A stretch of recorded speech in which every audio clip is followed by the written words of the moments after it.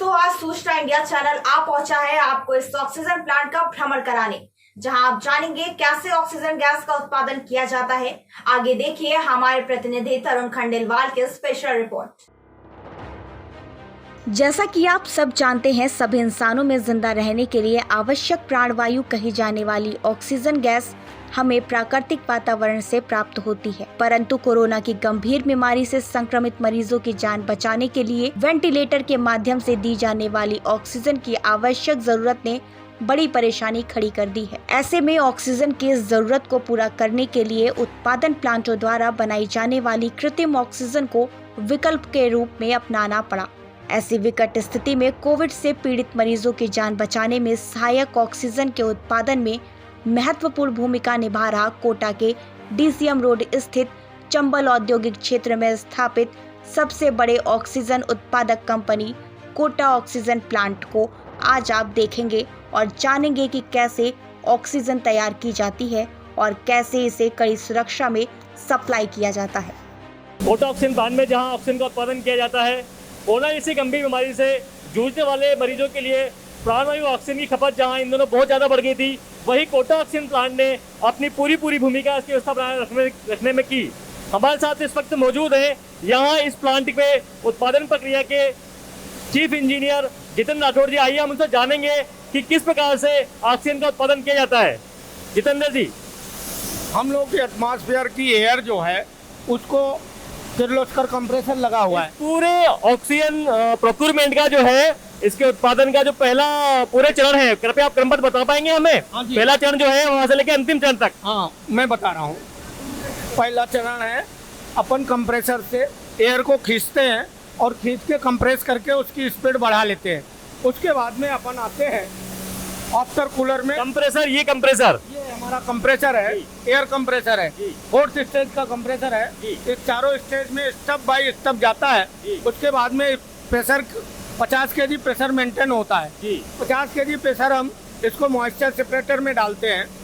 Moisture separator में कितने capacity का प्लांट है आपका, जिसके लिए 50 kg का जो प्रेशर मेंटेन करना पड़ता है? 125 क्यूबिक मीटर का प्लांट है। अगर इससे ज्यादा का होगा तो उसी हिसाब से प्रेशर मेंटेन करना पड़ेगा। उसी हिसाब से कंप्रेसर की जो ये है बढ़ जाती है, कंप्रेसर की कैपेसिटी बढ़ाई जाती है। चलिए आगे बढ़ेंगे आप थोड़ा सा। आगे का इसके बाद क्या स्टेज देता है? अपन मॉइस्चर सेपरेटर में आ जाते हैं जी। ये मॉइस्चर सेपरेटर को मॉइस्चर ड्रेन करने के लिए लगा रखा है। इसके बाद में दोबारा फिर कूलिंग सिस्टम, गैसकेट कूलर है हमारा। मास्टर सेपरेटर इसको कहते हैं। इसको मास्टर सेपरेटर जैसा कि आप देख सकते हैं, मास्टर सेपरेटर कहलाता है। ये दूसरा चरण होता है ऑक्सीजन उत्पादन प्रक्रिया का। तो आगे बढ़ेंगे। इसके बाद गैसकेट कूलर है। गैसकेट कूलर में हम कूलिंग करते हैं, एयर की कूलिंग करते हैं। एयर कूलिंग करके फिर चिलिंग यूनिट में जाता है। चिलिंग यूनिट में अपन चिलिंग यूनिट में डाल के और चिल करते हैं उसको और कूलिंग करते हैं। फिर वापस मॉइस्चर सेपरेटर में डालते हैं। फिर वापस मॉइस्चर को ड्रेन करते हैं। फिर कूलिंग यूनिट पे अंदर कितना टेम्परेचर मेंटेन किया जाता है सर? इसमें हम 7 डिग्री से 11 डिग्री के बीच में, 7 डिग्री से 11 डिग्री के बीच में मेंटेन करते हैं। उसके बाद में फिर मॉइस्चर जो बनता है वो मॉइस्चर सेपरेटर में डाल के वापस मॉइस्चर रिमूव करते हैं। उसके बाद में कार्बन फिल्टर में डालते हैं।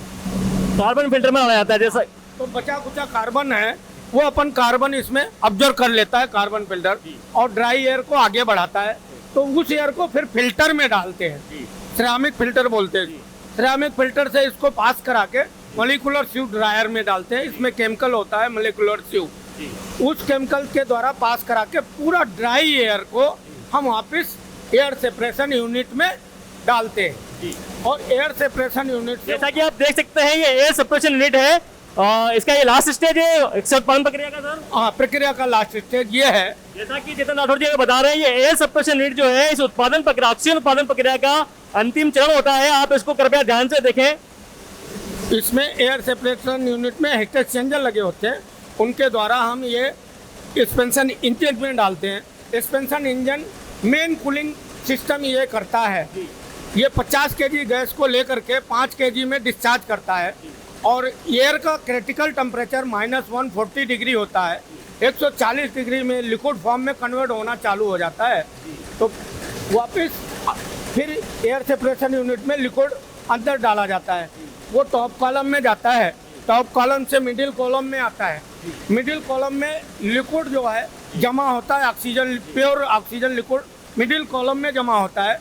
मिडिल कॉलम से उठा के हम फिर ऑक्सीजन, लिक्विड ऑक्सीजन पंप में डालते हैं और लिक्विड ऑक्सीजन पंप से वापस हीट एक्सचेंजर में डाल के गैस फार्म में कन्वर्ट करके सिलेंडर में रिफिलिंग करते हैं।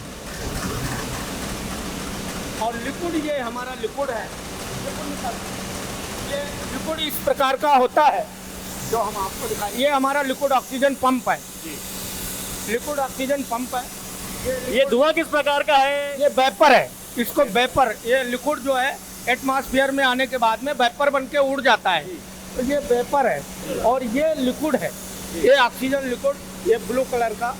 ये आप देख सकते हैं, ये ऑक्सीजन लिक्विड जो आपने अभी तक नहीं देखा, गैस रूप में ही आपने इसको जाना होगा। आप देख सकते हैं जितेंद्र राठौड़ जी हमें बता रहे हैं -182 डिग्री टेम्परेचर बॉइलिंग है इसका।